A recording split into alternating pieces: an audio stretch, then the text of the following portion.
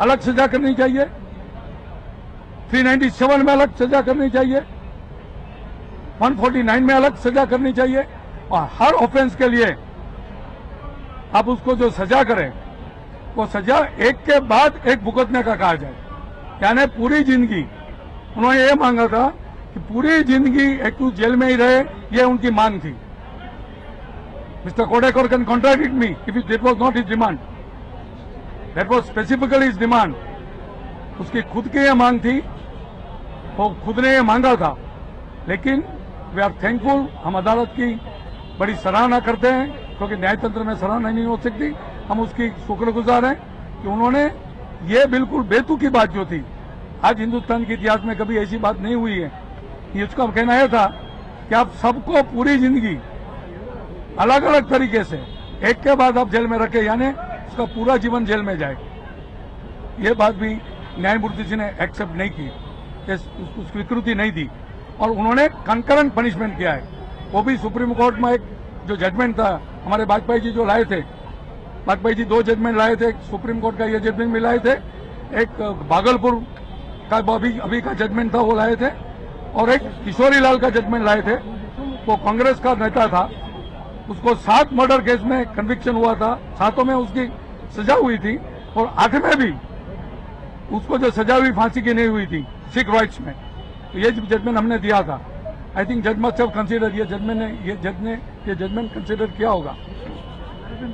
राजेंद्र भाई ने भी एक बड़ी बात जो कही थी कि सर ये कंकरेंट जो है ये एक ऑफेंस है, ये अलग अलग गुना नहीं है।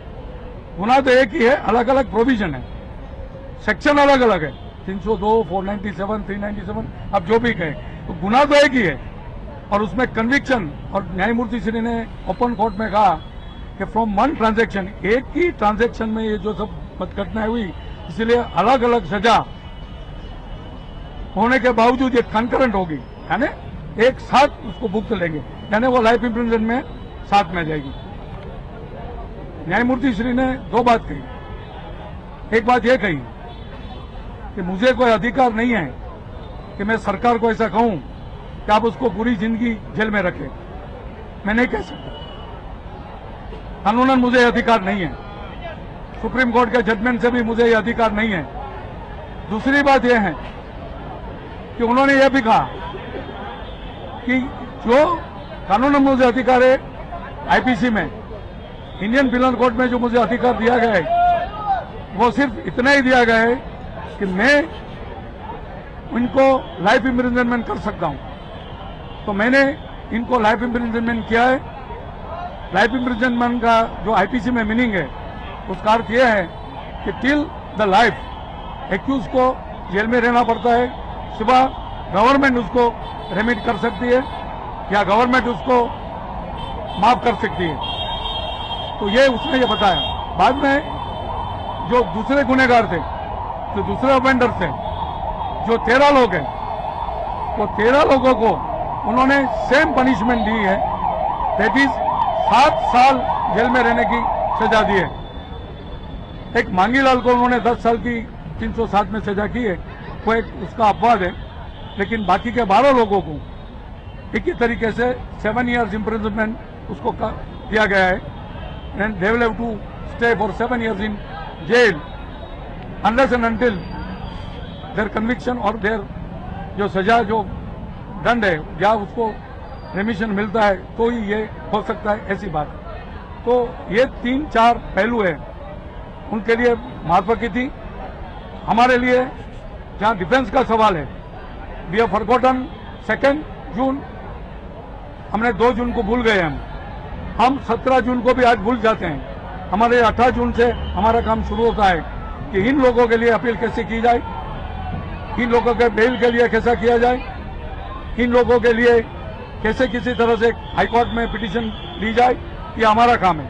वकील का काम हम कभी यस्टरडे में नहीं रहते हैं, we always move in tomorrow. तो हमारा काम ये खत्म हो गया।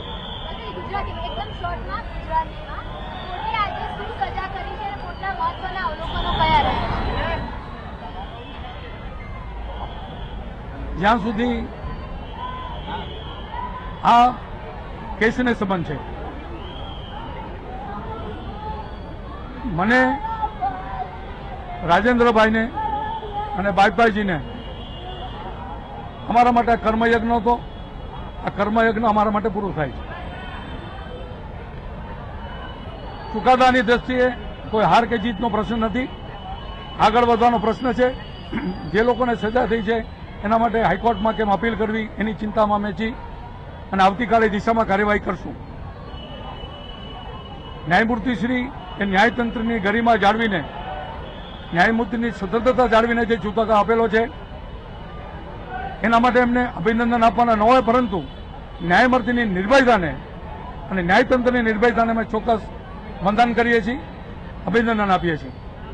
હિન્દુસ્તાનની કોર્ટને ઇતિહાસમાં ક્યારેય સરકારી વકીલે આતંકવાદીથી પણ કોઈ સામાન્ય ગુનેગારોને વધારે ખરાબ ગણવાનો પ્રયત્ન કર્યો હોય તો આ કેસમાં કર્યો છે. સરકારી વકીલે એવી દલીલ કરી હતી કે આતંકવાદીને માફ કરી શકાય પણ ગુલબર્ગના ગુનેગારોને માફ ન કરી શકાય અને એમને ફાંસી સિવાય બીજી કોઈ સજા નહીં કરવી જોઈએ એમની માંગ હતી. ન્યાયમૂર્તિશ્રીએ ફાંસીની એમની માગણી ફગાવી દીધી છે, સ્વીકારી નથી.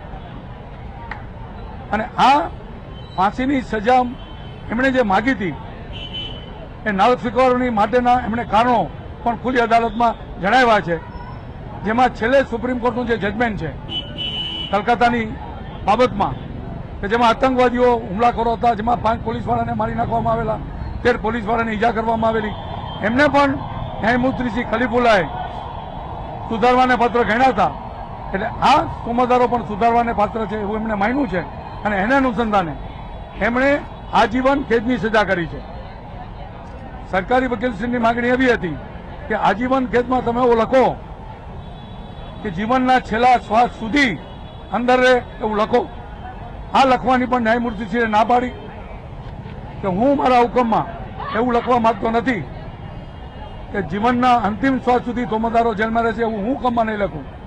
હું સરકારને ભલામણ કરું છું કે આ ગંભીર પ્રકારના ગુનેગારો છે, સરકાર જ્યારે એમને માફી આપવાનું અથવા રેમિશન આપવાનું વિચારે ત્યારે એમના ગુનાને ધ્યાનમાં લે. પણ મને કાયદા પ્રમાણે કોઈ નિશ્ચિત વર્ષો કહેવાનો કે નિશ્ચિત સજા કહેવાનો મને અધિકાર નથી. એટલે બીજી દલીલ પણ એમણે નકારી કાઢી છે. ત્રીજી દલીલ જે અતિ ગંભીર હતી, જે કદાચ આખી જિંદગી તોમતદારોને જેલમાં રહેવું પડે એવા પ્રકારની દલીલ હતી. એમની દલીલ એવી હતી કે એક પછી એક સજા ભોગવવાનું કહેવામાં આવે. માનો કે ખૂન કેસની સજા થાય આજીવન કેદ, પછી લૂંટની સજા થાય આજીવન કેદ, જેટલી જેટલી સજાઓ થઈ જાય એક સજા પૂરી થાય. હવે આજીવન કેદ જ પૂરી ન થાય તો બીજી આજીવન કેદ એને ક્યાં ભોગવાની છે? એટલે જેટલી જેટલી તમે સજા કરી જાય ક્રમે ક્રમે ભોગવે. પેલી સજા પૂરી થાય પછી બીજી સજા, પછી ત્રીજી સજા, એટલે કોઈ પણ તોમતદાર ક્યારેય બહાર ન નીકળે આવી એમની માગણી હતી. ન્યાયમૂર્તિશ્રીએ આ પણ એમની માગણી સ્વીકારી નથી. સૌથી મહત્વની એમની વાત એવી હતી કે કોઈ પણ સંજોગોમાં આ તોમતદારોને સુધારવાને પાત્ર નહીં ગણવા જોઈએ, પરંતુ ન્યાયમૂર્તિશ્રીએ એ વાત પણ એમની સ્વીકારી નથી અને ખુલ્લી અદાલતમાં કીધું છે કે હું એવું માનું છું કે આ તોમતદારો જે સુધારવાને પાત્ર છે એ સુધરી શકે એમ છે. અને ગઈકાલે એની પહેલા પણ હિન્દુસ્તાનના ઇતિહાસમાં ક્યારેય નથી બન્યું કે કોઈ તોમતદારને તકસીરવાન ઠરાવવા પછી, ગુનેગાર ઠરાવવા પછી સજા સંભાળવા માટે હાજર થયો હોય. આ કેસ એક જ યુનિક છે હિન્દુસ્તાનના ઇતિહાસમાં કે કૈલાસ ધોબીને એને તકસીરવાન ઠરાવી દીધો, એને ફાંસી થઈ શકે એમ હતી તો પણ એ હાજર થયો સજા સંભાળવા માટે. હવે આવા તોમતદારોને ન સુધરી શકે એવું કેવું કે ન્યાયમૂર્તિશ્રીને વધારે પડતું લાગ્યું છે એ વાત એમણે એમની સ્વીકારી નથી.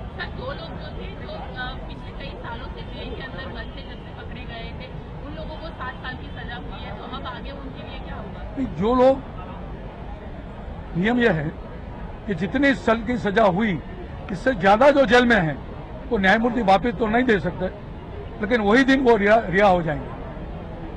आज ही दिन वो रिहा हो जाएंगे. If conviction is for 7 years and they are in jail for 14 years or 8 years, then naturally conviction is over. नहीं, एक ही सजा है सबके लिए, एक ही है. कैलाश धोबी हाजिर हुआ वो भी बड़ी बात है.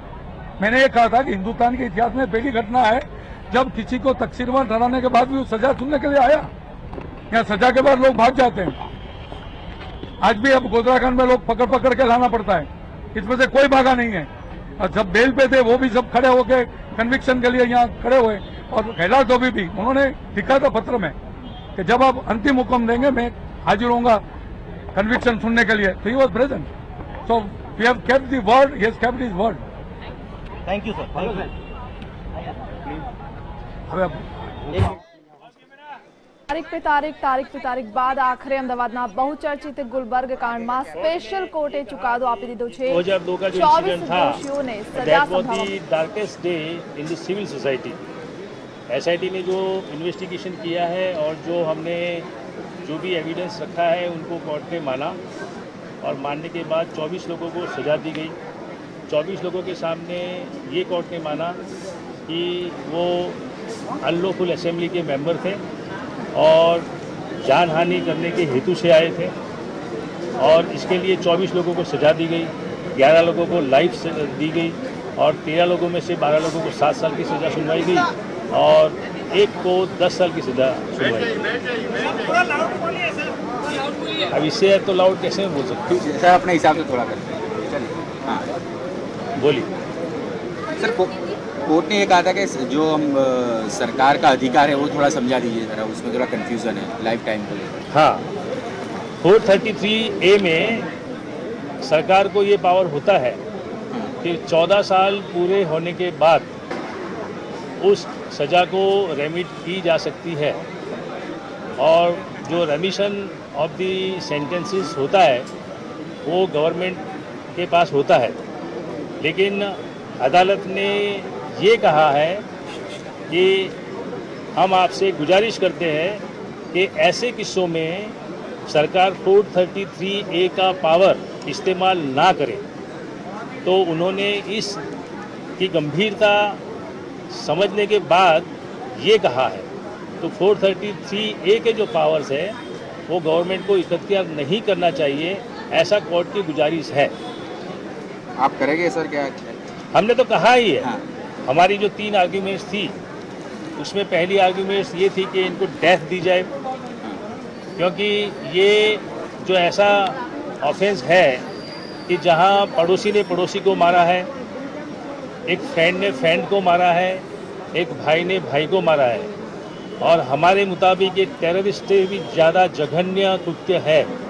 क्योंकि जो टेररिस्ट होता है वो अपने देश का नहीं होता है, वो बाहर से आता है और गोलीबार करके चला जाता है। इसके लिए हमने ये कहा है कि कसाब या अफजल गुरु या याकूब मेमन, ये इनके साथ इन केसों की तुलना नहीं दी जा सकती। ये केस ज़्यादा ही सीरियस है, और इस सीरियसनेस को देखकर कोर्ट ने ये माना कि it was the darkest day in the civil society. तो हमारी वो तो आर्ग्यूमेंट उन्होंने मानी, लेकिन जो उन्होंने उदारता बताई है सज़ा देने में, इनके सामने हम जरूर हाई कोर्ट में जाकर अपील करेंगे। ठीक है सर।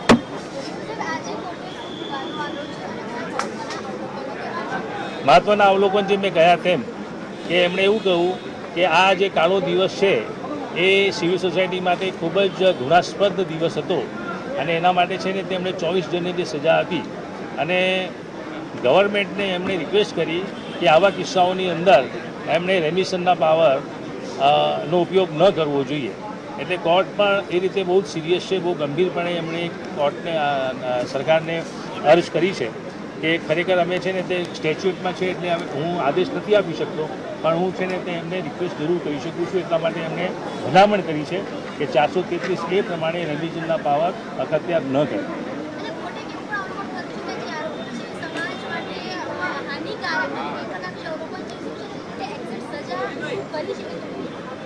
અમારું એવું કહેવું હતું કે આ સમાજ માટે ખતરનાક લોકો છે, કારણ કે સમાજ માટે ખતરનાક એટલા માટે કે નજીકના માણસોને આ લોકોએ માર્યા છે જે એકબીજાને ઓળખતા હતા, ભાઈ જેવો વ્યવહાર કરતા હતા।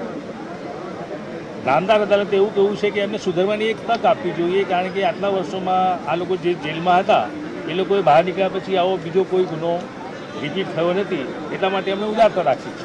એની સામે અમે અપીલ માની। Thank you. सर आप कोर्ट कब जाएंगे? High court?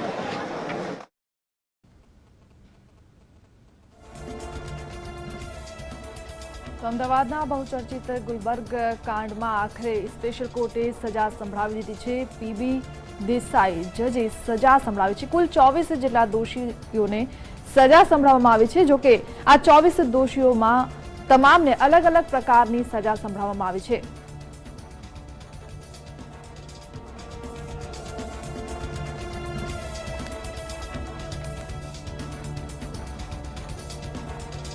ગુલબર્ગ કાંડમાં કુલ 24 દોષીઓને અલગ અલગ પ્રકારની સજા સંભળાવવામાં આવી છે. 12 જેટલા દોષિતોને 7 વર્ષની સજા ફરમાવવામાં આવી છે, જ્યારે 11 જેટલા દોષીઓ જે હત્યા જેવા ગંભીર ગુન્હા લાગેલા હતા તેમને આજીવન કેદની સજા ફરમાવાઈ છે, જ્યારે એક કેદીને 10 વર્ષની સજા સંભળાવવામાં આવી છે.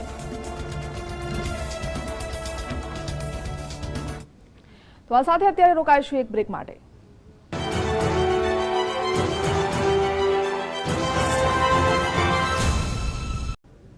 તો સ્પેશિયલ કોર્ટે આખરે આજે ચુકાદો આપી દીધો છે અને 24 જેટલા દોષિતોને સજા સંભળાવવામાં આવી છે. આવો એક નજર કરીએ કે આ 24 દોષીઓને કેટલી સજા થઈ છે.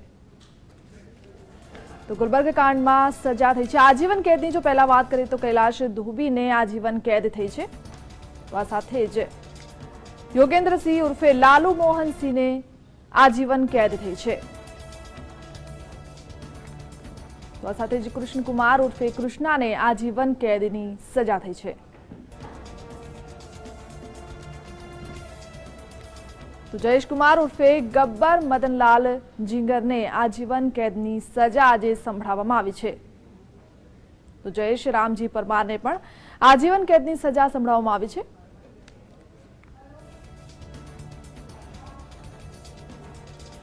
રાજુ ઉર્ફે મામુ કાણીઓ જેને આજીવન કેદની સજા આજે સ્પેશિયલ કોર્ટે સંભળાવી છે. તો નારાયણ સીતારામ તાંકને પણ આજીવન કેદની સજા થઈ છે. તો આ સાથે લાખણસિંહ ઉર્ફે લાખીઓને આજીવન કેદની સજા આજે સંભળાવવામાં આવી છે. તો ભરત તૈલીને પણ આજીવન કેદની સજા સંભળાવાઈ છે.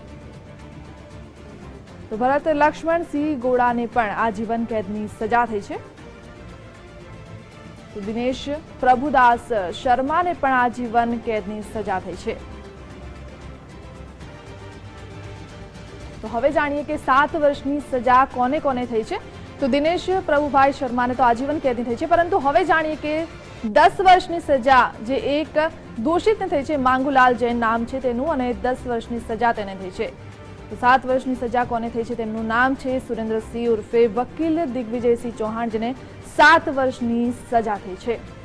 તો શકરા પટણીને પણ 7 વર્ષની સજા થઈ છે. તો આ સાથે સંદીપ મહેરા ઉર્ફે સોનુને પણ 7 વર્ષની સજા આજે સ્પેશિયલ કોર્ટે સંભળાવી છે. તો અંબેશ કાંતિલાલ જીંગરને પણ 7 વર્ષની સજા સંભળાવવામાં આવી છે. તો પ્રકાશ ઉર્ફે કલી પઢિયારને પણ 7 વર્ષની સજા સંભળાવવામાં આવી છે. તો મનીષ પ્રભુલાલ જૈનને પણ 7 વર્ષની સજા સંભળાવવામાં આવી છે. તો ધર્મેશ શુક્લને પણ 7 વર્ષની સજા આજે સંભળાવવામાં આવી છે.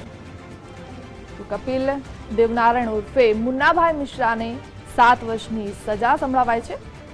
સુરેશ ધોબીને 7 વર્ષની સજા સંભળાવવામાં આવી છે. વીએચપીના નેતા અતુલ વૈદને પણ 7 વર્ષની સજા સ્પેશિયલ કોર્ટે આજે સંભળાવી છે. બાબુભાઈ પટણીને પણ 7 વર્ષની સજા સંભળાવવામાં આવી છે. તો મુકેશ સાંખલાને પણ 7 વર્ષની સજા કોર્ટે સંભળાવી છે. તો આજ રજૂઆતમાં આગળ વધીશું. અત્યારે રોકાઈશું એક બ્રેક માટે.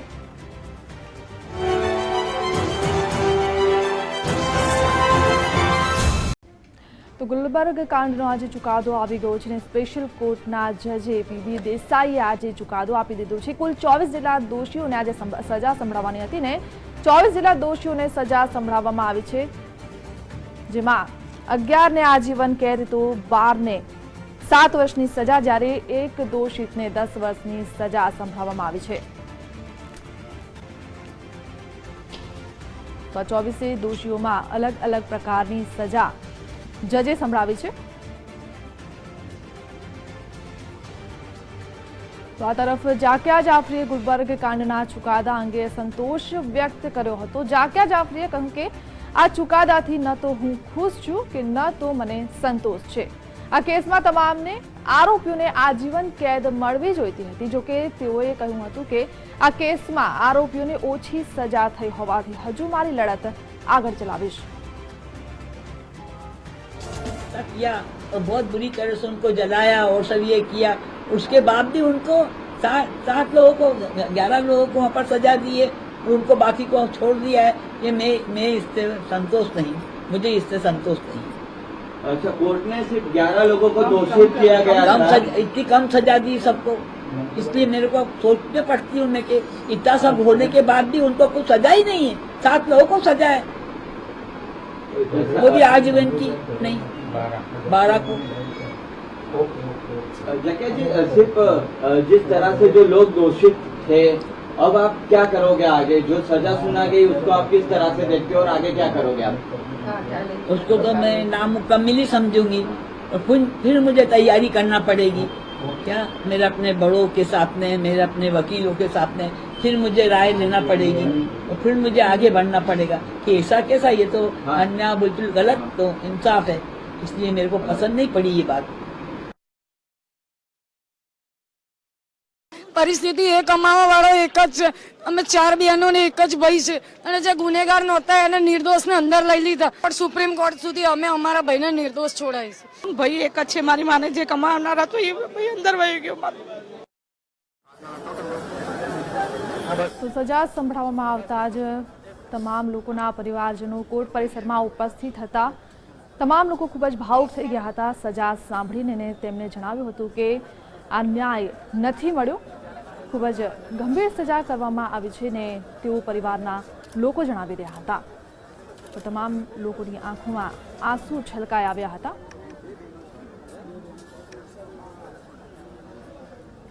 તો કોર્ટમાં સજા સંભળાવતા જ કોર્ટ પરિસરમાં ગમગીની છવાઈ ગઈ હતી.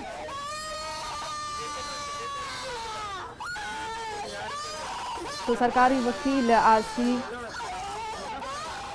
કોડેકર અને બચાવ પક્ષના અજય ભારદ્વાજ અમારી સાથે જોડાઈ ગયા છે. અજયભાઈ, સૌથી પહેલા એ પૂછવા માંગીશ કે કયા કયા અવલોકન રહ્યા છે જેના કારણે આ સજા સંભળાવવામાં આવી છે? મારા નામમાં અભય છે, અજય નથી. જી જી બિલકુલ, અભયભાઈ ભારદ્વાજ. આ મૂળ વાત એવી છે કે કોડેકર સાહેબે જે દલીલ કરી હતી એ હિન્દુસ્તાનના ઇતિહાસમાં અભૂતપૂર્વ હતી. આજ સુધી હિન્દુસ્તાનના ઇતિહાસમાં ક્યારેય કોઈ સરકારી વકીલે આતંકવાદીઓને સામાન્ય ગુનેગારો સાથે સરખાવ્યા નથી. એમણે જ્યારે ફાંસીની માગણી કરી ત્યારે બચાવ પક્ષે એક ચુકાદો કલકત્તાનો રજૂ કર્યો હતો, જે જસ્ટિસ ખલીફુલ્લાએ સુપ્રીમ કોર્ટમાં આપ્યો હતો, જેમાં નાસિર કરીને 2 આતંકવાદીઓ હતા. એમણે અમેરિકન સેન્ટર પર હુમલો કરી 5 પોલીસવાળાને મારી નાખેલા, 13 પોલીસવાળાને ઈજા કરેલી, આખું હિન્દુસ્તાનની ધનનપ્રણોત કાઢવા માટેનું કાવતરું કરેલું. હિન્દુસ્તાનના દુશ્મનો જેને કહી શકાય એવા લોકો હતા.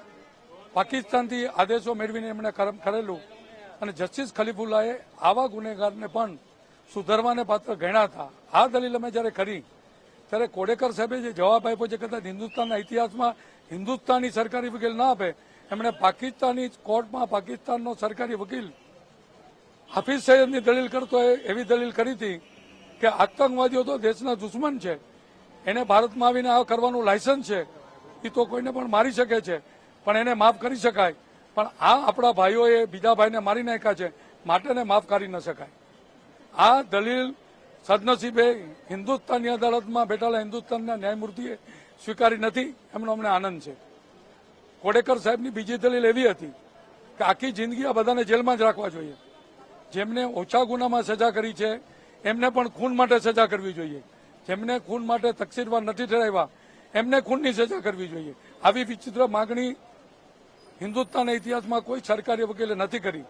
ફરીને હું કહું છું કે સદનસીબે ન્યાયમૂર્તિશ્રીએ આવી કાયદા વિરુદ્ધની માગણી એમની સ્વીકારી નથી અને એમણે 13 ગુનેગારોને જુદી સજા કરી છે અને 11 ગુનેગારોને અલગ સજા કરી છે. આ જ રીતે આનાથી પણ ખરાબ જે એમણે માગણી કરી હતી, ખરાબ હું એટલા માટે કહું છું કે ન્યાય શોધ નથી, ન્યાયને યોગ્ય માગણી નહોતી. એમની માગણી એવી હતી કે આખી જિંદગી બધાને જેલમાં રાખવામાં. અભય બાબા, આપણે જે વાત કરી પ્રમાણે કે નામદાર અદાલતે કેટલીક બાબતો માન્ય નથી રાખી, પરંતુ આ રમખાણનો કેસ હોય એક મોટા ટોળાએ જ્યારે કોઈ હુમલો કર્યો હોય ત્યારે અલગ અલગ શા માટે સજા થઈ? દાખલા તરીકે જે કૃત્ય કર્યું હતું એ બધા ભેગા મળીને કર્યું છે, સાથે હુમલો થયો હતો, બહુ મોટી સંખ્યામાં લોકો માર્યા ગયા છે. નહીં, તમે જી ને મને લાગે છે કે ખૂબ ગેરસમજ છે. જી આ કોઈ કાવતરું કોર્ટે માન્યું જ નથી. આ પહેલેથી એમની દલીલ છે. કોડેકર સાહેબની આ દલીલ પણ અદાલતે માની નથી. આ સૌથી પહેલી દલીલ હતી કે સવારના 9 વાગ્યાથી 2 વાગ્યા સુધી જે ટોળું બહાર હતું એમનો ઈરાદો સમાન હતો. મુસલમાનને મારી નાખો એવું બોલતા હતા, જય શ્રી રામ બોલતા હતા, અને આ લોકો કોઈને પણ મારવા માંગતા હતા. ત્યારે અમારે જે દલીલ કરી હતી, જે કદાચ અદાલતને ગળે ઉતરી હશે, કે આ 5 કલાકના સમય દરમિયાન મુસ્લિમો અહીંથી નીકળ્યા છે, આ જ ટોળામાંથી વચ્ચે થઈને સોસાયટીમાં ગયા છે, એમાંથી એકને પણ મારવામાં નથી આવ્યા, એકને પણ ઈજા કરવામાં નથી આવી. માત્ર બપોરે 2 વાગે જે ટોળું 5 કલાકથી જય શ્રી રામ બોલતું હતું એની ઉપર ફાયરિંગ કર્યું જાફરીએ. 15 હિન્દુઓ બહાર સોસાયટીની બહાર લોહીલાણ હાલતમાં પડી ગયા, જેમાં સામાન્ય હિન્દુને એમ લાગે કે આ 15 લોકો મરી ગયા, 69 ને ગોધરામાં મારી નાખ્યા અને 15 અહીંયા મરી ગયા છે. આ એનું રિએક્શન હતું. આ કોઈ સુયોજિત કાવતરું નહોતું. આ કોઈ ટોળું કોઈ હેતુ માટે ભેગું નહોતું થયું. આ ટોળુનો કોઈ સમાન ઇરાદો નહોતો. આ અદાલતે અગાઉ પણ આ બધી દલીલો નામંજૂર કરેલી છે, એટલે કોડેકર સાહેબની વાત વ્યાજબી નથી. ઓકે અભયભાઈ, સામા પક્ષનું કેવું છે? એ લોકો આગળ અપીલ કરવા માંગે છે, એમનું કેવું છે વધારે સજા થવી જોઈતી હતી, બધાને સમાન સજા થવી જોઈતી. તમને શું લાગે છે ઉપલી અદાલતમાં શું થઈ શકે છે? હિન્દુસ્તાનમાં ક્યારેય સામો પક્ષ રાજી થયો છે? એને અધિકાર છે, એને જ્યાં જવું હોય ત્યાં જવાનો અધિકાર છે, એમને અપીલ કરવાનો અધિકાર છે. સાથે સાથે અમારો પણ અધિકાર છે. અમારી તો ગ્રીવેન્સ એવી છે કે જ્યારે ન્યાયમૂર્તિશ્રીએ રેપ નથી માન્યો, જ્યારે ન્યાયમૂર્તિશ્રીએ સમાન હેતુ નથી માન્યો, જ્યારે ન્યાયમૂર્તિશ્રીએ કાવતરું નથી માન્યું, જ્યારે ન્યાયમૂર્તિશ્રીએ ફાયરિંગ નથી માન્યું, જ્યારે ન્યાયમૂર્તિશ્રીએ પથ્થરમારો નથી માન્યો, તો ન્યાયમૂર્તિશ્રીએ ખરેખર તો આ બધી વસ્તુઓ જો ન માની હોય તો બેનિફિટ ઓફ ડાઉટ અંગ્રેજીમાં જેને કહેવાય એ અમને દેવો જોઈએ. ઓકે અભયભાઈ, ખરેખર તો તોમદારનો અધિકાર છે. ન્યાયમૂર્તિશ્રીએ એક સતત જજ તરીકે અમને જે પુરાવાના આધારે સજા ન થઈ શકે એમાં સજાથી એવું અમારું માનવું છે, અને અમને પણ અપીલનો અધિકાર છે આ કરવા માટે. ઓકે અભયભાઈ, તમે બહુ અનુભવી વકીલ છો, લાંબા આ પ્રકારના ઘણા કેસો તમે જોયા છે. તમને શું લાગે છે આ કેસ કઈ રીતે બીજા કેસોથી અલગ પડે છે? તમને એવું લાગે છે ઘટનાક્રમ કેવો રહ્યો અને આને આ કેસને કઈ રીતે યાદ કરાશે? નહીં, આ કેસને હિન્દુસ્તાનના કોઈ કેસ સાથે સરખાવી શકાય એમ નથી. આપ મને હિન્દુસ્તાનનો એક પણ કેસ એવો બતાવો કે જેમાં આરોપીને તકસીરવાન ઠરાવ્યા પછી આરોપી સજા સાંભળવા માટે અદાલત સમક્ષ હાજર થયો હોય. ઓકે, તો એમને લાગે છે અર્થ બતાવે છે કે આ તોમતદારો સુધરી શકે એવા છે.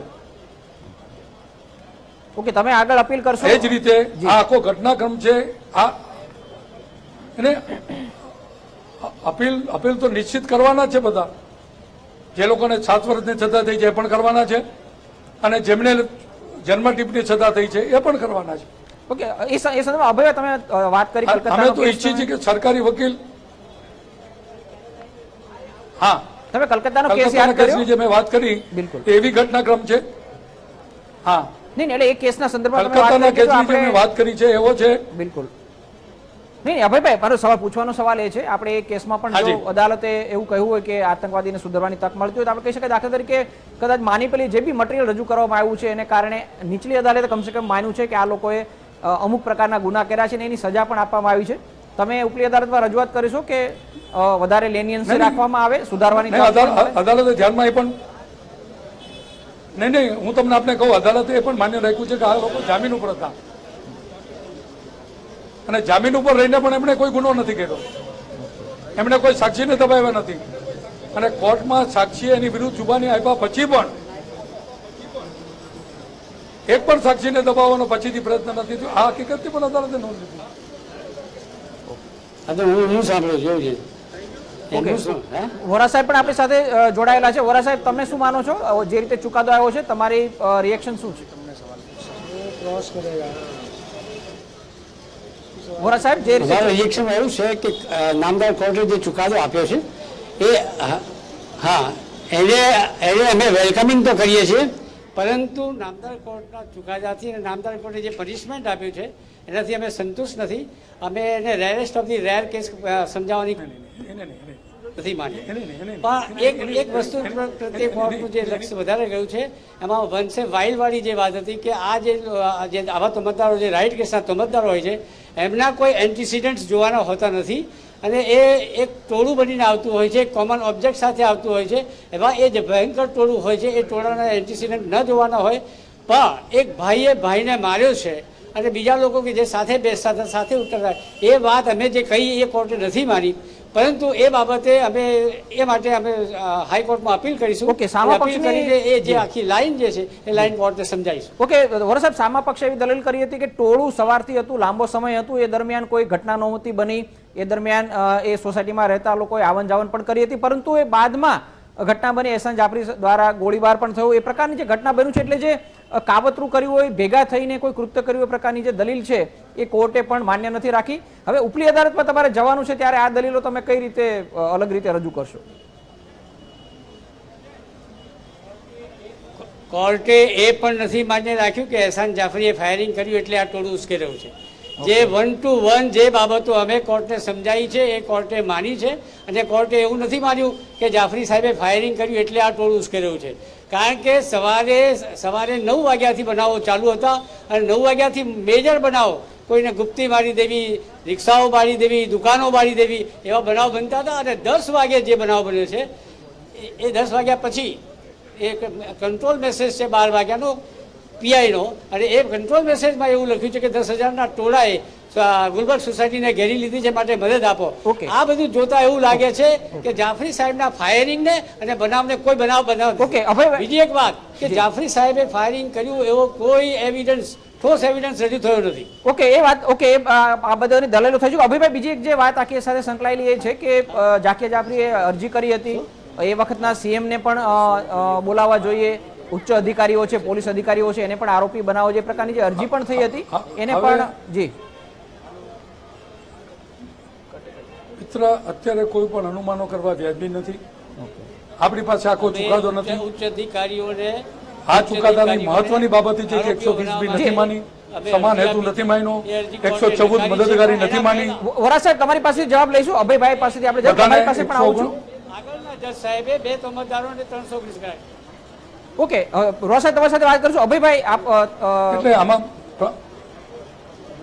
નહીં, મારી વાત એટલી છે કે હજી સુધી જ્યાં સુધી આખો ચુકાદો આપણને ન મળે, અને નરેન્દ્ર મોદીના ફોન બાબતમાં શું કીધું છે, રેપ બાબતમાં એમણે શું કીધું છે, પથ્થરમારા બાબતમાં શું કીધું છે, ફાયરિંગ બાબતમાં એમણે શું કીધું છે, 9 થી 2 વાગ્યા સુધીની આમની અગાઉની દલીલ બાબતમાં એનો જવાબ ન્યાયમૂર્તિશ્રીએ ચુકાદામાં શું આપ્યો છે, આ જ્યાં સુધી આપણને ખબર ન પડે ત્યાં સુધી અનાનો કરવા વ્યાજબી નથી. અત્યારે તો સજા પૂરતી આપણે વાત કરીએ કે સજાની વ્યાજબી પણ આ વિશે આપણે ચર્ચા કરીએ યોગ્ય રહેશે. ન્યાયમૂર્તિએ શું લખ્યું છે એનું અનુમાન કરવું વ્યાજબી નથી, આવું હું માનું છું. ઓકે, અભયભાઈ, તમે લોકો ઓછી સજા, હજી પણ ઓછી સજા થઈ રજૂઆત કરશો, જે આજીવન કેદ થઈ છે એ માટે પણ તમે રજૂઆત કરશો કે એમને પણ કદાચ ઓછી સજા થવી જોઈએ? આપને ઓછી સજા નહીં, અમે સજાને અમે સજા, અરે ભલામણો ઓછી સજાને અમે સજા કાઢવા માંગની રજા કરશું. ઓકે, કે અમને બેનિફિટ ઓફ ડાઉટ જોઈએ, અમને નિર્દોષ છોડવા જોઈએ. ઓકે, અમારે ઓછી સજા લઈને શું કરવાનું? ઓકે, ઓકે, વોરા સાહેબ, સામો પક્ષ જે કહે છે એ પ્રમાણે બાકીના જે સજા મળી છે એમનો દલીલ એ છે માત્ર સજા માટે નહીં, બાકીના લોકો પણ નિર્દોષ જાહેર થાય એ માટે એ લોકો દલીલ કરશે. તમે તમારો પક્ષ કઈ રીતે રજૂ કરવાના છો, વોરા સાહેબ? અમે જ્યારથી 36 તોમતદારોને છોડી દીધા છે અને એ 36 તોમતદારોમાં જે દોષિત નથી થયા એ બધા સામે અમે અપીલ કરવાના છીએ. આજે જે મુદ્દો બીજો અમારી સામે આવ્યો છે કે જે પનિશમેન્ટ જે છે એ લેસર પનિશમેન્ટની રીતે પનિશમેન્ટ કરવામાં આવી છે, અમારી જે રજૂઆતો હતી એ મુજબની પનિશમેન્ટ નથી થઈ, એ માટે પણ અમે અપીલ કરવાના છે. એટલે અમારી અપીલ 2 પ્રકારની હશે. એક 36 તોમતદારોને છોડ્યા છે એ માટે અમે અપીલ કરીશું, અને બીજી જે આજે જે rarest of the rare case નથી માર્યો, ટિલ ડેટ સુધીની પનિશમેન્ટ નથી કરી, એ માટે પણ અમે અપીલ કરવાના. ઓકે, વોરા સાહેબ, તમને લાગે છે જે રીતે તપાસ થઈ, સીટની રચના કરી, એમનો અહેવાલ આવ્યો, એ તપાસથી તમને સંતોષ લાગે છે? તમે રજૂઆત કરશો નવેસરથી તપાસ થવી જોઈએ પ્રકારની? એ નવેસરથી તપાસ થવાનો સવાલ નથી, પણ અમે એટલું ચોક્કસ કહીશું કે સીટ એક ઇન્વેસ્ટિગેટિંગ એજન્સી હતી અને સીટે જ બધો એવિડન્સ કલેક્ટ કરવાનો હતો, રેકોર્ડ પર મૂકવાનો હતો. અને અમે જ્યારે અમારા આર્ગ્યુમેન્ટનો સમય આવ્યો ત્યારે અમે કોર્ટને લેખિતમાં કોન્સ્પિરસી બાબતે 56 પેજની આર્ગ્યુમેન્ટ કરીને લખીને આપ્યા છે અને બહુ લેન્ધી આર્ગ્યુમેન્ટ પણ કોન્સ્પિરસી માટે કરી. પણ સવાલ એ છે કે જ્યારે સીટના આર્ગ્યુમેન્ટનો સમય હતો તે વખતે સીટે એક પણ આર્ગ્યુમેન્ટ કોન્સ્પિરસી માટે નથી કર્યો. એટલે અમે એ મુદ્દા ઉપર સીટથી સખત નારાજ છીએ. ઓકે, સીટથી સખત નારાજ. અભયભાઈ, આપને રાહુલ પહેલા એક છેલ્લો સવાલ પૂછી લઈએ.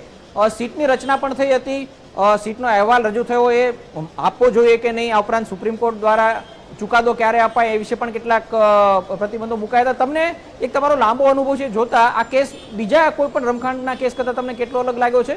અને ફરી એકવાર એ સવાલ છે, કેવા ઉતાર ચઢાવ રહે આ કેસમાં અને કેવી રીતે આ કેસને યાદ કરાવે? હું આ વાત નહોતી કરવા માંગતો, પણ આપને કહું કે 2002 ફરિયાદ થઈ.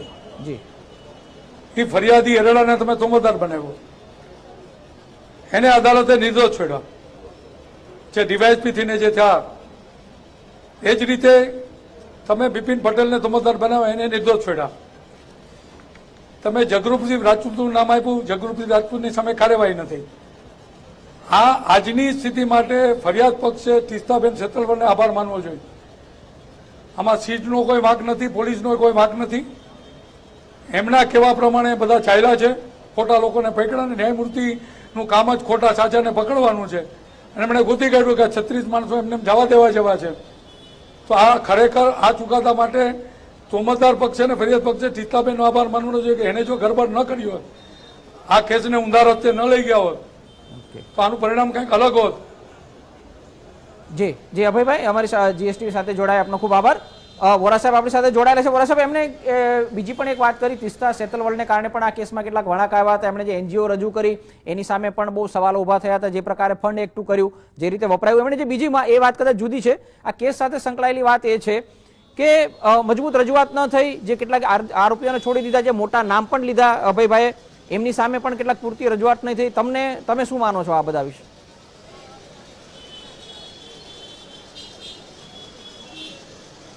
તીસ્તા સેતલવારની જે વાત કરવામાં આવે છે એ તીસ્તા સેતલવાર સીજેપીના સેક્રેટરી હતા અને જે અહીંયા ઇન્વેસ્ટિગેશન થઈ રહ્યું હતું એ ઇન્વેસ્ટિગેશનથી વિક્ટીમ સંતુષ્ટ નહોતા. એટલા માટે તીસ્તા સેતલવારને એનએચઆરસી એ બંને ભેગા મળીને સુપ્રીમ કોર્ટમાં અરજી કરી છે અને સુપ્રીમ કોર્ટે એ લોકોના આધારે એ એનએચઆરસીના આધારે આ સીટની રચના કરેલી છે.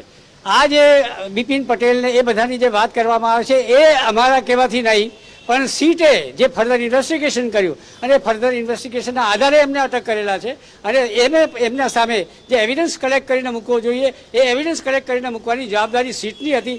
અને જો એના કારણે આજે છૂટી ગયા હોય તો એનો અર્થ એવો નહીં થાય કે વિક્ટીમ્સે કે તીસ્તા સેતલવારે કે કોઈ સંસ્થાએ આ લોકોને એરેસ્ટ કરવા માટે કહ્યું હતું. આ બધું આખું ઇન્વેસ્ટિગેશન સીટને સોંપવામાં આવ્યું હતું અને સીટે એને જે ઇન્વેસ્ટિગેશન કરીને બધાને એરેસ્ટ કરેલા છે એ બનેલું છે. એમાં તે વખતે ક્યાંય કોઈ સંસ્થા કે સંસ્થાના વકીલો આમાં કોઈ ભાગ ભજવ્યો નથી. ઓકે, સુપ્રીમ કોર્ટે પણ આ કેસમાં ઇન્ટરવીન કરવું પડ્યું હતું, અન્ય કેસમાં પણ ઇન્ટરવ્યુ કર્યું. એ પ્રમાણે છે. હવે તમે એવું ન કહી શકો રોરા સાહેબ કે સુપ્રીમ કોર્ટની દેખરેખ નીચે કેસ ચાલ્યો હતો, સીટની રચના થઈ, એમણે અહેવાલ આવ્યો, એ પછી હવે જે ચુકાદો આવ્યો છે એમાં કમસે કમ આપણે માની શકીએ કે ન્યાયતંત્ર સામે જે કંઈ રજૂઆત થઈ, એમની પાસે જે મટીરિયલ હતું એને આધારે ચુકાદો આવ્યો હશે.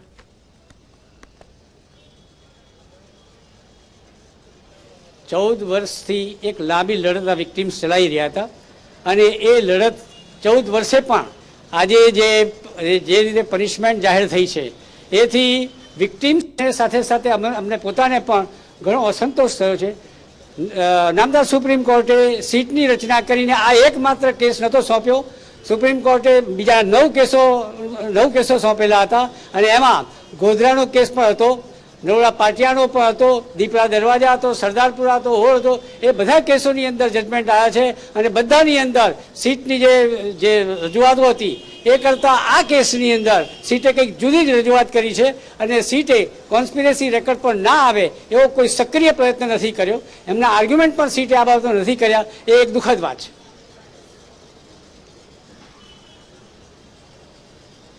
જી દિલીપભાઈ, આપને પૂછવા માંગીશ કે જે રીતે સજા થઈ છે, 11 દોષિતોને આજીવન કેદની સજા થઈ છે, પરંતુ એવું પણ સાંભળવા મળ્યું છે કે 11 દોષિતોમાં કેટલાક દોષિતો એવા છે જે 14 વર્ષથી જેલમાં જ છે અને હવે જે સજા થઈ છે તો તે આંકડાના હિસાબે ગણતરીમાં સજા ભોગવવામાં આવશે.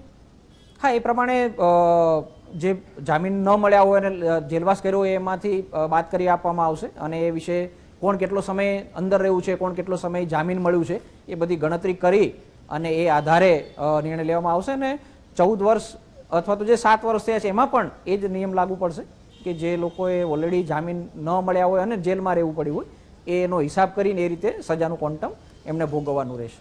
જી, એ પણ પૂછવા માંગીશ કે જે રીતે સજા સંભળાવવામાં આવી છે તો ગુલબર્ગ કાંડના જે દોષિતોને સજા સંભળાય છે, આ સજાને લઈને બાકી જે કાંડ થયા છે, ગોધરા કાંડ છે, તેના ઉપર પણ અસર પડી શકે છે?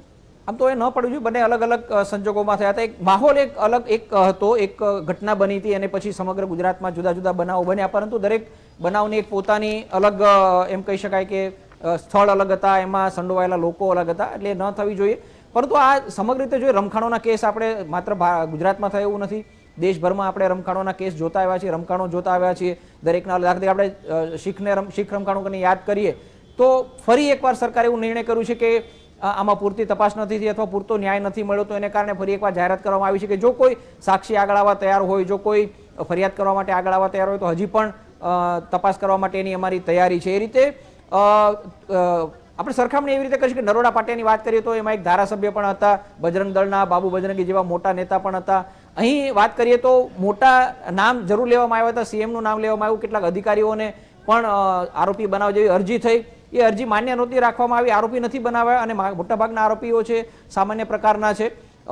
પરંતુ અલ્ટિમેટલી દરેક કેસ છે કોર્ટ માટે તો અલગ કેસ છે. કોર્ટમાં જે રજૂઆત કરવામાં આવે, બંને પક્ષો તરફથી જે મટીરિયલ રજૂ કરવામાં આવે, જે દલીલો રજૂ કરવામાં આવે, એ વખતની પરિસ્થિતિ જોવામાં આવે અને એને આધારે ચુકાદો આપવામાં આવતો હોય છે. એટલે દરેક કેસની પોતપોતાની વિશિષ્ટતા પણ હોય છે અને પોતપોતાની એમ કહી શકાય કે એનો કોર્સ એણે પોતાની રીતે જ કરવો પડે. પરંતુ સમગ્ર રીતે મને લાગે છે હજી હાઈકોર્ટનો મામલો જશે, સુપ્રીમ કોર્ટ સુધી મામલો જશે, બાકીના જે કેસ છે એ પણ વિવિધ તબક્કે છે, એ પણ મામલો અલ્ટિમેટલી સુપ્રીમ કોર્ટ સુધી જવાનો છે. અને જ્યારે બધા જ કેસનો ચુકાદો આવી જાય, ફાઇનલ સુપ્રીમ કોર્ટમાં બધાનો ચુકાદો આવી જાય, પછી આપણે કદાચ પશ્ચાત ભૂમિમાં આખી વાતને અલગ રીતે જોઈ શકીએ છીએ. એક એવી ઘટના બની હતી જેને કારણે માત્ર ગુજરાતમાં નહીં દેશભરમાં એક પ્રવાહ પલટાયો છે એમ કહી શકાય. જે કે ગોધરામાં બન્યું હતું, સાબરમતી જે એક્સપ્રેસમાં આગ લગાવવામાં આવી, તેમાં રામસેવકોને જીવતા સળગાવી દેવામાં આવ્યા એક કાવતરું કરીને. એ પ્રકારની જે ઘટના હતી એને પછી જે કંઈ બન્યું એક એવા પ્રકારની ઘટના છે, એને આપણે આજે એક સાક્ષી ભાવે જોઈએ અને કોઈ નિર્ણય ઉપર આવીએ થોડું અઘરું છે.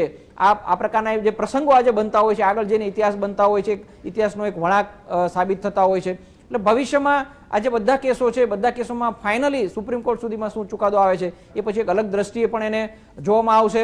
સાચી વાત એ છે કે રમખાણો ન થવા જોઈએ, કોઈ પણ સમાજમાં ન થવા જોઈએ, કારણ કે નુકસાનકારક છે, બંને પક્ષને અલ્ટિમેટલી નુકસાન છે. જેટલી શાંતિ સમાજમાં રહે એટલી સુખ અને સમૃદ્ધિ આવવાના છે. પરંતુ જે બનાવ બન્યા છે એ બનાવ સાથે ડીલ પણ કરવું પડે. આજે કાયદો અને કાનૂનમાં આપણે માનીએ છીએ કે છે બંધારણમાં જે નિયમો છે એ આધારે આપણું શાસન ચાલવું જોઈએ, કારણ કે એમાં જ સૌનું કલ્યાણ છે. એ ધ્યાનમાં રાખીને બધા કેસ લડાયા છે. પણ જ્યારે આ પ્રકાર કેસ બનતા હોય છે એમાં આપણે ના ઈચ્છીએ તો પણ રાજકારણ એમાં ભળી જ જતું હોય છે.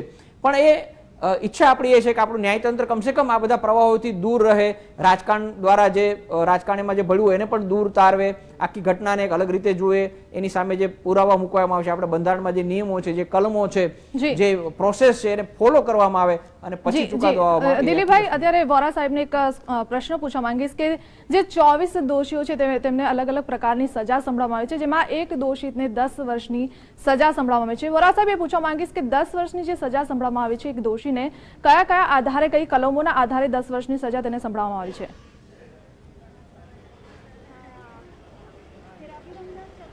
એ તોબતદાર છે માંગીલાલ ધુપલાલ જૈન, અને એને 307 કોર્ટે માની છે અને 307 માની છે એના કારણે એને 10 વર્ષની સજા કરી. બાકીના તોમતદારો જે છે જે 302માં નથી એ લોકોને 436 માનીને 7 વર્ષની સજા કરી છે. જી વોરા સાહેબ, આખા કેસમાં તમે સંકળાયેલા છો તો મહત્વપૂર્ણ ઘટના કઈ રહી આજ દરમિયાન?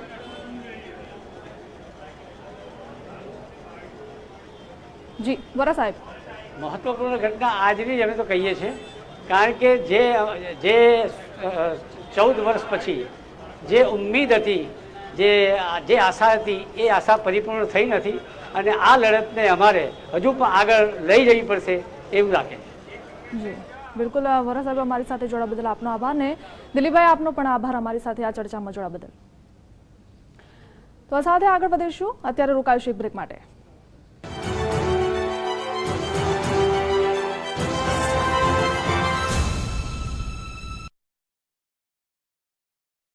તો સ્પેશિયલ ડેઝિગ્નેટેડ કોર્ટ દ્વારા લાંબી કાનૂની પ્રક્રિયા દ્વારા આખરે સજાનો ચુકાદો જાહેર થયો છે. વર્ષ 2002માં ગોધરામાં સાબરમતી ટ્રેન હત્યાકાંડ બાદ સમગ્ર ગુજરાતમાં રમખાણો ફાટી નીકળ્યા હતા અને તેના કેસ વિવિધ તબક્કે છે. ત્યારે તેમાં સૌથી અગત્યનો કેસ એટલે ગુલબર્ગ હત્યાકાંડ કેસ. વર્ષ 2002માં ગોધરામાં રામ ભક્તોને લાવી રહેલી સાબરમતી એક્સપ્રેસમાં હચમચાવી નાખતી ઘટના બની. તેના પડઘા સમગ્ર ગુજરાતમાં પડ્યા અને રાજ્યમાં કોમી રમખાણો ફાટી નીકળ્યા હતા.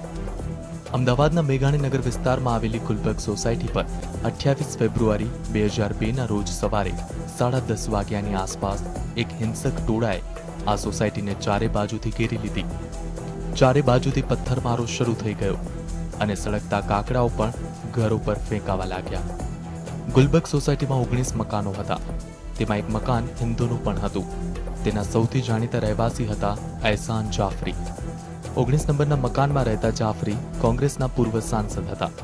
હિંસક ટોળા દ્વારા સોસાયટીને ઘેરવાની શરૂઆત થઈ. ત્યારબાદ એહસાન જાફરીએ મદદ માટે અમદાવાદના તત્કાલીન પોલીસ કમિશનર પીસી પાંડેનો સંપર્ક કર્યો હતો. આ ઉપરાંત તેમણે કોંગ્રેસના ઘણા નેતાઓનો પણ પોલીસ બંદોબસ્ત વધે અને ચુસ્ત બને તે માટે સંપર્ક કર્યો હતો. એવો પણ દાવો કરવામાં આવ્યો હતો કે તેમણે તત્કાલીન મુખ્યમંત્રી નરેન્દ્ર મોદી સહિત ઘણા નેતાઓ અને અધિકારીઓનો મદદ માટે સંપર્ક કર્યો હતો. 27 મે 2002 જે રેલવે ગોધરાનો રેલવેનો બનાવ બન્યો એ પછી વિશ્વ હિન્દુ પરિષદે બીજે દિવસે બંધનું એલાન આપ્યું હતું અને એ દિવસ આખો જ 28 મે 2002ના રોજ બધાને એવી એક દહેશત હતી કે કંઈક બનશે અને એ રીતે ગુલબર્ગ સોસાયટીના જે રહીશો હતા એ ગુલબર્ગ સોસાયટીના રહીશો પણ એક જગ્યાએ એટલે જાફરી સાહેબના ત્યાં ભેગા થયેલા હતા કે કંઈક ને કંઈક બનાવ નહીં બને એના માટે કંઈક કરો. એટલે જાફરી સાહેબે કમિશનર સાહેબને બધાને ફોન કરીને જાણ કરેલી. એટલે એ દિવસે 28 મે ગુલબર્ગ સોસાયટીની નજીકમાં કમિશનર સાહેબ પોતે ગયા હતા અને ત્યાં જાફરી સાહેબ એમના સાથીઓ સાથે મળવા ગયેલા અને જાફરી સાહેબને કમિશનર સાહેબે પ્રોટેક્શન માટેની ખાતરી આપેલી કે તમે ગભરાશો નહીં, અમે તમને રક્ષણ આપીશું. એહસાન જાફરીએ તત્કાલીન પોલીસ કમિશનર પીસી પાંડેને ફોન કર્યો. ત્યારબાદ બંદોબસ્ત માટે ખુદ પીસી પાંડેએ ગુલબર્ગ સોસાયટીની મુલાકાત લીધી. તેમણે ત્યાં બંદોબસ્ત ગોઠવ્યો અને તેઓ ત્યાંથી ગયા. ત્યારબાદ હિંસક ટોળાએ ફરી હુમલો શરૂ કર્યો. ચારે બાજુથી પથ્થરમારો અને વાતાવરણમાં ઉગ્રતાને કારણે સોસાયટીના તમામ રહેવાસીઓ એહસાન જાફરીના ઘરે ભેગા થયા. ટોળાએ જાફરીના મકાન પર જ હિંસક હુમલો કર્યો હતો. કેમેરામેન શ્રેણિક મહેતા સાથે આશકા જાની, જીએસટીવી, અમદાવાદ.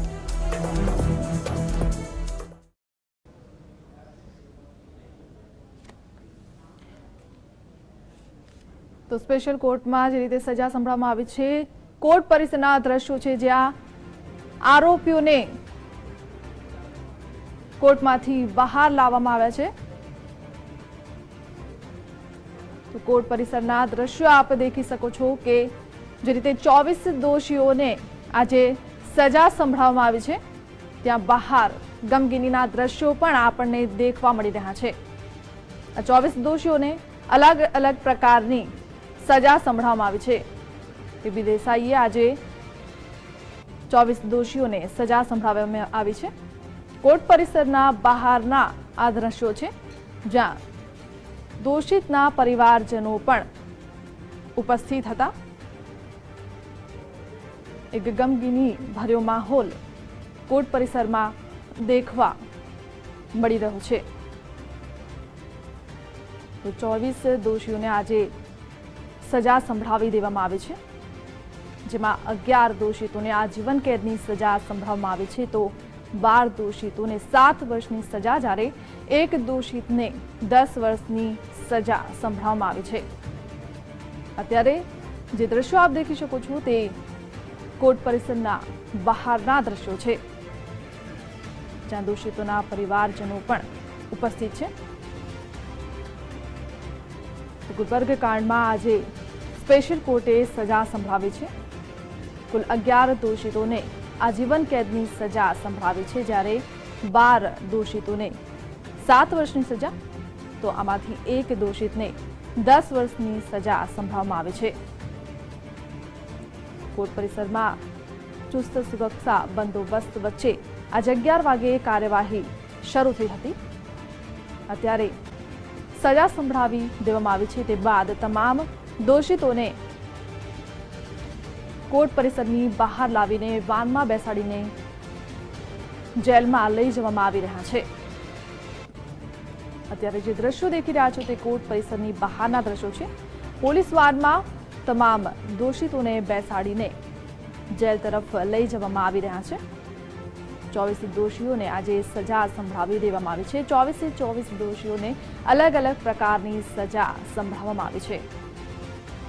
સ્પેશિયલ કોર્ટે કુલ 11 દોષિતોને આજીવન કેદની સજા સંભળાવી છે, તો 12 દોષિતોને 7 વર્ષની સજા, જ્યારે એક દોષિતને 10 વર્ષની સજા સંભળાવવામાં આવી છે. જ્યારે કોર્ટની કાર્યવાહી ચાલી રહી હતી તે સમયે બહારના દ્રશ્યો ખૂબ જ ગંભીર ભર્યા હતા.